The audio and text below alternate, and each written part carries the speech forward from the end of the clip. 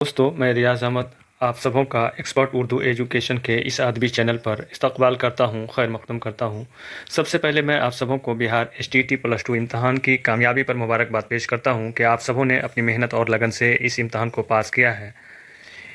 लेकिन इसी से काम नहीं चलेगा, क्योंकि BPSC ट्री 2.0 जो अनकरीब ही नोटिफिकेशन आने वाली है, बगैर ताख़ीर के अपनी अपनी तैयारी में मशगूल हो जाएँ।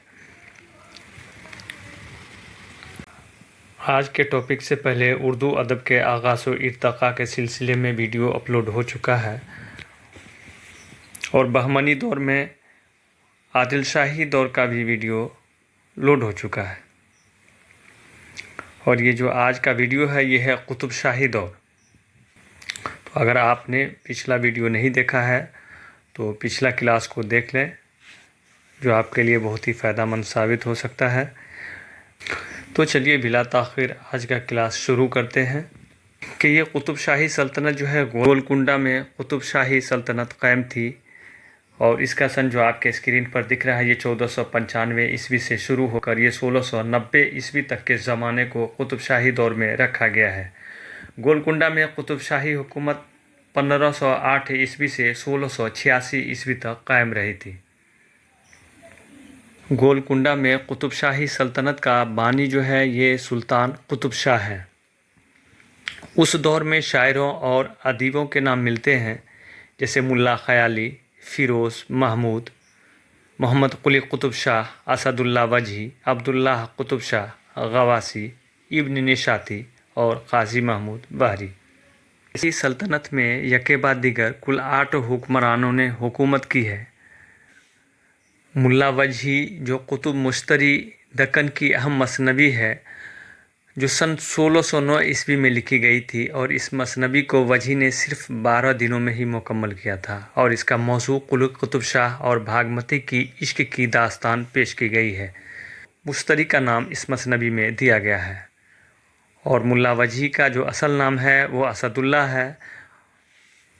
मुल्ला वजही ने कुतुब शाही ख़ानदान के 4 बादशाहों का ज़माना देखा है। ये फ़ारसी और दक्कनी दोनों ज़ुबानों में महारत रखते थे। सबरस मुल्ला वजही की ही तसनीफ़ की हुई है और इनकी सन तसनीफ़ जो है, ये 1635 ईस्वी में लिखी गई और इसका मौज़ू ये तसव्वुफ़ और असलूब में तमसील है और ये उर्दू की पहली नसरी दास्तान है। इस दौर में आदिल शाही दौर को हम पढ़ चुके हैं और इसके बाद दूसरा जो दौर है वो है कुतुब शाही दौर। बादशाह है सुल्तान कुली कुतुबुल मुल्क। गोलकुंडा की आज़ादी से कबल तेलंगाना के इलाके में 24 वर्षों तक गवर्नर की हैसियत से काम किया था। ये सुल्तान कुली कुतुबुल मुल्क जो है, ये गोलकुंडा की आज़ादी से कबल ये जो है तेलंगाना के इलाके में 24 वर्षों तक गवर्नर की हैसियत से काम किया था। बहमनी दौर में इसका शुमार, जो बैक वक्त साहिब इल्म फ़ज़ल भी थे। महमूद शाह बहमनी ने इन्हें साहिब सैफ़ क़लम से नवाजा था। महमूद शाह बहमनी ने इसे साहिब सैफ़ क़लम से नवाजा था। तो सुल्तान कुली कुतुबुल मुल्क के बाद सुल्तान कुली कुतुब शाह का तीसरा फ़र्जंद जो है, ये जमशेद कुली तख्त नशी हुआ। कुतुब शाह जमशेद कुली ये दूसरा बादशाह था, गोलकुंडा के शाही तख्त पर बैठा। उन्होंने सियासी एतबार से गोलकुंडा को मजबूत बनाने के खातिर ख़ुद भी हिस्सा लिया, लेकिन बाद में वो गोलकुंडा के अवाम में मकबूलियत हासिल न कर सका। गोलकुंडा के अवाम में जो है इसकी मकबूलियत हासिल न कर सका, क्योंकि आम रिवायत के मुताबिक अपने बूढ़े बाप को कत्ल करवाने में जमशेद कुली का हाथ था। तो पहला बादशाह है सुल्तान कुली कुतुबुल मुल्क और दूसरा है सुल्तान कुली कुतुबुल मुल्क का तीसरा फ़र्जंद, जो दूसरा बादशाह है और उसका नाम है जमशेद कुली। जमशेद कुली के ये छोटे भाई हैं। सुभान कुली 7 वर्ष की हुकूमत में तख्त नशी हुआ। वजह से अरबाब सियासत का एक गिरोह इसकी हुकूमत के ख़िलाफ़ हो गया। तो सुभान कुली ये 7 वर्ष की उम्र में तख्त नशी हुआ, तख्त पर बैठा, लेकिन इसकी उम्र बहुत कम थी, सिर्फ 7 वर्ष की थी और इसी वजह से इसके जो अरबाब सियासत थे उसका एक गिरोह जो है इसकी हुकूमत के ख़िलाफ़ हो गया। तो सुभान कुली के बाद सुल्तान कुली के सबसे छोटे बेटे इब्राहिम कुली ये जो है तख्त नशी हुआ। तो इब्राहिम कुली ये चौथा बादशाह था। इब्राहिम कुली के तख्त नशीनी के बाद गोलकुंडा की तारीख़ का एक नया बाब शुरू होता है। انہوں نے اپنے ملک میں بسنے والے مختلف طبقات کے ماننے والوں میں اتحاد اور میل جول پیدا کر دی تھی۔ علم و ادب کا اس قدر دلدادہ تھا کہ علماء فضلہ کے علاوہ وہ کتابوں سے بھرے ہوئے صندوق بھی اپنے ساتھ بھی رکھتا تھا۔ یہ تیلگو زبان کا سب سے پہلا سرپرست تھا اور قدرداں بھی تھا۔ اسی کی بادشاہی حکومت میں فیروز محمود اور ملا خیالی جو شعراء ہیں ان کا دور شروع ہوتا ہے، اور ابراہیم پانچواں بادشاہ ہے محمد قلی قطب شاہ۔ آپ نے اس سے پہلے پڑھا سلطان قلی قطب الملک۔ دوسرا بادشاہ ہے جمشید قلی، تیسرا ہے سبحان قلی اور چوتھا ہے ابراہیم قلی۔ ابراہیم قلی کی وفات کے بعد اس کا چوتھا فرزند محمد قلی قطب شاہ، یہ گولکنڈہ کا پانچواں بادشاہ تھا۔ قطب شاہ کو اور مضبوط اور طاقتور حکومت اپنے والد سے ورثے میں ملی تھی۔ یہ محمد قلی قطب شاہ جو ہیں ان کو جو وراثت ملی تھی حکومت کی، یہ وراثت ان کو مضبوط اور طاقتور حکومت یہ ان کو والد سے ہی وراثت میں ملی تھی۔ اردو شعر و ادب کا فروغ اور حیدرآباد کا قیام محمد قلی قطب شاہ کے عہد کا کارنامہ ہے۔ وہ علوم کا قدرداں تھا، وہ جو ہے علم کا قدرداں تھا اور خود بھی وہ شعر گوئی میں مہارت رکھتا تھا۔ شعر گوئی میں محمد قلی قطب شاہ جو ہے یہ شعر گوئی میں خود بھی مہارت رکھتے تھے اور اسے اردو دور کے پہلے صاحب دیوان شاعر ہونے کا جو ہے شرف حاصل ہے۔ انہوں نے کوشش کی کہ ملک میں بسنے والے سارے طبقات کو آزادی حاصل ہو۔ محمد قلی قطب شاہ کے وفات کے بعد اس کا بھتیجا اور داماد سلطان محمد قطب شاہ تخت نشین ہوا شاہ ہے، اور محمد قلی قطب شاہ کو مضبوط اور طاقتور حکومت اپنے والد سے ورثے میں ملا تھا۔ اردو شعر و ادب کو فروغ اور حیدرآباد کا قیام محمد قلی قطب شاہ کے عہد کے کارنامے ہیں۔ وہ علوم و فنون کا قدرداں تھا اور وہ خود بھی شعر گوئی میں مہارت رکھتے تھے۔ اسے اردو کے پہلے صاحب دیوان شاعر ہونے کا شرف حاصل تھا۔ محمد قلی قطب شاہ کے وفات کے بعد اس کا بھتیجا اور داماد سلطان محمد قطب شاہ تخت نشین ہوا۔ تو یہ سلطان محمد قطب شاہ کون ہے؟ یہ بھتیجا اور داماد ہے۔ یہ کس کے؟ محمد قلی قطب شاہ کے۔ قطب شاہ انہوں نے گولکنڈہ میں سب سے طویل حکومت کی ہے۔ آباء و اجداد کی طرح علم، دوستی اور پاکیزگی، اخلاقی اعلیٰ کردار اور مذہب پرستی کے بدولت کافی شہرت حاصل کر لی تھی۔ کتابیں جمع کرنے اور اپنی رائے تحریر کرنے اور دستخط جمع کرنے کا شوق تھا، اور اس کے چچا محمد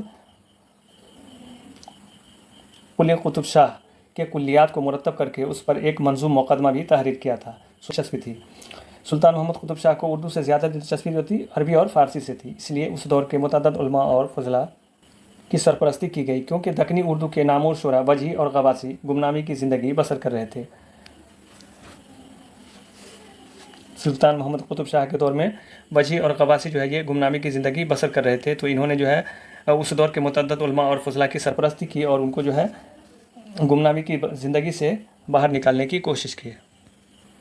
سلطان محمد قطب شاہ کے وفات کے بعد اس کا فرزند عبداللہ قطب شاہ تخت نشین ہوا، اور یہ ساتواں بادشاہ تھا۔ یہ جو ہے ساتواں بادشاہ تھا، اور عبداللہ قطب شاہ تخت نشین ہوا۔ یہ گولکنڈہ کا آخری حکمران تھا۔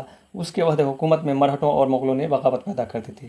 تو یہ عبداللہ قطب شاہ کی حکومت میں یہ جو ہے مرہٹ اور مغلوں نے جو ہے بغاوت پیدا کر دی تھی۔ دکنی سیاسی ادب کی تاریخ میں اس نازک موڑ پر شاہ ابو الحسن نے اپنی حکمت عملی کی وجہ سے داخلی اور خارجی حالت پر قابو پا لیا۔ تو شاہ ابو الحسن تانا بانا شاہ جو تھے، انہوں نے جو ہے قطب شاہی حکومت پر جو ہے اپنا دبدبہ جما لیا تھا۔ اس دور میں اہم شاعروں میں فائز طبی کے نام کافی اہم ہیں۔ عبداللہ قطب شاہ کے دور میں فائز اور طبی کے نام کافی اہم ہیں، اور قطب شاہی دور کے اولین شاعروں میں فیروز محمود اور ملا خیالی کے نام ملتے ہیں۔ تو فیروز کے نام ہے، اس کا اصل نام جو ہے قطب الدین قادری تھا، بیدر کا باشندہ تھا۔ یہ فیروز جو ہے اس کا نام جو ہے قطب الدین قادری تھا اور بیدر کا باشندہ تھا۔ ابراہیم گولکنڈہ کے عہد میں گولکنڈہ چلایا تھا۔ گولکنڈہ کے عہد میں گولکنڈہ چلایا تھا۔ اس کی تصنیف پریتنامہ ہے۔ گولکنڈہ میں فیروز کو استاد سخن کی غیر معمولی شہرت حاصل ہو گئی تھی۔ محمد قلی، وجیح، ابن نشاطی نے اپنے کلام میں جو ہے فیروز کا ذکر کیا ہے۔ محمد قلی قطب شاہ اور وجیح اور ابن نشاطی نے اپنے کلام میں فیروز کا ذکر کیا ہے۔ اور دوسرا ہے محمود، تو اس نے دکنی اردو کے علاوہ وہ پنجابی اور افغانی میں بھی شعر کرتے تھے۔ محمود جو تھے یہ دکنی اردو کے علاوہ پنجابی اور افغانی میں بھی شعر کہتے، لیکن محمود کو مقبولیت صرف اردو شاعری کی وجہ سے ہوئی تھی۔ اور تیسرا ہے ملا خیالی، تو ابراہیم قطب شاہ کے عہد کا ایک ممتاز شاعر ہے یہ۔ 1665 عیسوی میں انہوں نے اپنے نام سے ایک 2 منزلہ مسجد تعمیر کروائی تھی۔ کون؟ ملا خیالی۔ وہ ایک بلند پایا اور پرگو شاعر تھے۔ قطب شاہی دور میں جو شعراء و ادباء تھے ان کے بارے میں ہم جانکاری حاصل کرتے ہیں کہ قطب شاہی یہ جو دور ہے یہ 1495 عیسوی سے شروع ہو کر 1690 عیسوی تک کے دور کو قطب شاہی دور میں رکھا گیا ہے۔ گولکنڈہ میں قطب شاہی حکومت یہ 1508 عیسوی سے 1686 عیسوی تک قائم رہی تھی، اور گولکنڈہ کا علاقہ یہ جو ہے حیدرآباد، آندھرا پردیش اور موجودہ مہاراشٹر کے بعض علاقوں پر مشتمل تھا۔ یہاں کی یہاں کی قطب شاہی حکومت اور دہلی کی مغل سلطنت میں نسلی اور تہذیبی یکانیت دکھائی دیتی ہے۔ اتفاق سے دونوں کے استحکام کا زمانہ بھی ایک تھا۔ اکبر کی طرح ابراہیم اور محمد قلی قطب شاہ نے بھی مقامی سطح پر تہذیبی یکانیت اور باہمی روابط کو فروغ دینے کی کوشش کی تھی، اور گولکنڈہ کے ادبی ذخیرے نے بیجاپور کی ادبی روایت میں ایک نئی جہت کا اضافہ کیا تھا۔ اور گولکنڈہ کے جو ادبی ذخیرے تھے، جو تعلیم و تہذیب کا ماحول تھا، وہ بیجاپور کی ادبی روایت میں ایک نئی جہت کا اضافہ ہے۔ یہ جہت عشق و عبادت کے کئی نام ملتے ہیں، جن میں چند نام یہ ہیں، جیسے محمود، فیروز، محمد قلی قطب شاہ، اسد اللہ وجی، عبداللہ قطب شاہ، غواسی، ابن نشاطی، قاضی محمود بحری۔ اور جو نام اہم ہے اسے دیکھ لیتے ہیں کہ محمود قطب شاہی حکومت کی ابتدائی زمانے کے شاعر تھے۔ ان کا ذکر وجی اور محمد قلی قطب شاہ نے احترام سے کیا ہے۔ محمود کی غزلیں مرثیے اور دوہرے مختلف بیاضوں میں ملتے ہیں۔ ان کی غزلوں میں فارسی اور مقامی زبان کی لفظیات کا خوشگوارا امتزاج ملتا ہے، بعد میں آنے والے شعراء کے لیے غزل کے میدان میں نئی راہیں ہموار کرنے میں کافی مددگار ثابت ہوا۔ دوسرا نام ہے فیروز۔ اس کا نام قطب الدین یا قطب الدین قادری تھا۔ اس کا شمار بیدر کے مشہور شاعروں اور گولکنڈہ کے بڑے اساتذہ میں ہوتا ہے۔ ان کی مشہور تصنیف پریت نامہ ہے، جس میں انہوں نے اپنے پیر و مرشد کی تعریف و توصیف کی ہے۔ ان کا طرز بیاں رواں اور بے ساختہ ہے۔ عیسوی سے 1611 عیسوی تک اردو کے پہلے صاحب دیوان شاعر محمد قلی قطب شاہ، ان کا تخلص مانی تھا۔ قطب شاہی خاندان کے 5ویں حکمران تھے۔ مغل بادشاہ جلال الدین محمد اکبر کے ہم عصر اور حیدرآباد کے سنہرے بانی تھے۔ 47 سال کی عمر میں ان کا انتقال ہوا۔ قلی قطب شاہ کا اردو کلیات 50,000 اشعار پر مشتمل ہے، جس میں سبھی اصناف کے نمونے موجود ہیں۔ انہوں نے اردو شاعری کو ایرانی شاعری کے رنگ و آہنگ میں روشناس کرایا، فکر و احساس اور تہذیب و معاشرت کی عکاسی کی ہے۔ ان دونوں کی حیثیتوں سے محمد قلی قطب شاہ کا کلام سنگ میل کی حیثیت رکھتا ہے۔ تو یہ قلی قطب شاہ جو ہے یہ اردو کے پہلے صاحب دیوان شاعر ہیں، اور اس کا جو تخلص ہے وہ مانی ہے، اور یہ قطب شاہی خاندان کے یہ 5ویں حکمران تھے، اور مغل بادشاہ جلال الدین محمد اکبر کے ہم عصر تھے، اور حیدرآباد شہر کو انہوں نے بسایا تھا۔ یہ بانی ہے۔ 47 سال کی عمر میں قلی قطب شاہ کا انتقال ہو گیا، 1562 عیسوی سے 1659 عیسوی تک۔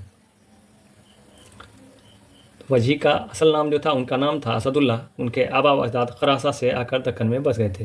تو ان کے آبا و اجداد جو ہے وہ خراساں سے آ کر دکن میں بس گئے تھے، وجی وہیں پیدا ہوئے۔ انہوں نے قطب شاہی خاندان کے 4 بادشاہوں کا زمانہ دیکھا، اور یہ بار بار سوال میں پوچھا بھی جاتا ہے کہ ملا وجی نے قطب شاہی خاندان کے کتنے بادشاہوں کا زمانہ دیکھا تھا؟ تو یہ 4 بادشاہوں کا زمانہ دیکھا تھا۔ وہ فارسی اور دکنی دونوں زبانوں میں مہارت رکھتے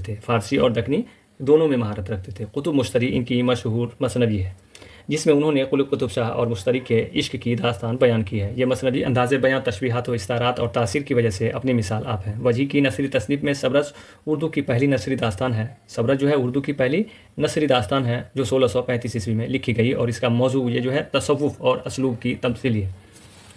اس کا مطلب عبداللہ قطب شاہ، انہوں نے اپنے نانا محمد قلی قطب شاہ کی ادبی روایت کو آگے بڑھانے میں اہم کردار ادا کیا ہے۔ اور یہ عبداللہ قطب شاہ یہ جو ہے محمد قلی قطب شاہ اس کے عبداللہ قطب شاہ کے نانا تھے،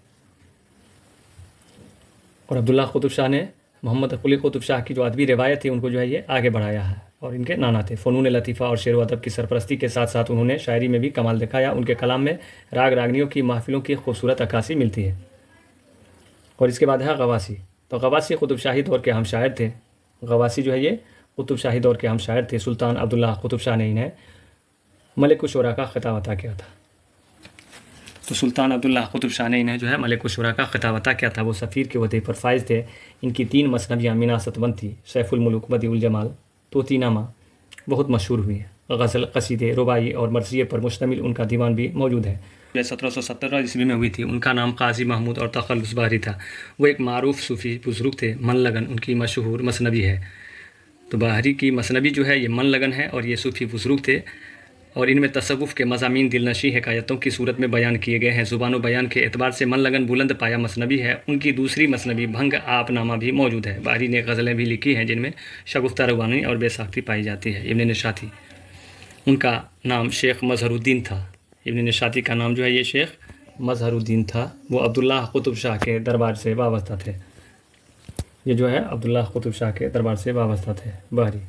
ان کی مثنوی فول بن بہت مشہور ہے. فول بن فارسی قصہ بساتین الانس کا دکنی ترجمہ ہے. اس میں عبداللہ قطب شاہ کی مدح میں اشعار لکھے ہیں. نشاطی کی یہ مثنوی لفظی اور معنوی خوبیاں سے پر ہے. تو ابن نشاطی کا جو اصل نام ہے وہ شیخ محمد مظہر الدین تھا اور وہ عبداللہ قطب شاہ کے دربار سے وابستہ تھے. ابن نشاطی یہ جو ہے عبداللہ قطب شاہ کے دربار سے وابستہ تھے اور ان کی جو مثنوی ہے وہ فول بن ہے جو بہت ہی مشہور ہے. اور فول بن جو ہے یہ فارسی قصہ بساتین الانس کا ترجمہ ہے، دکنی ترجمہ ہے. اس میں عبداللہ قطب شاہ کی مدح میں بھی اشعار لکھے ہیں. نشاطی کی یہ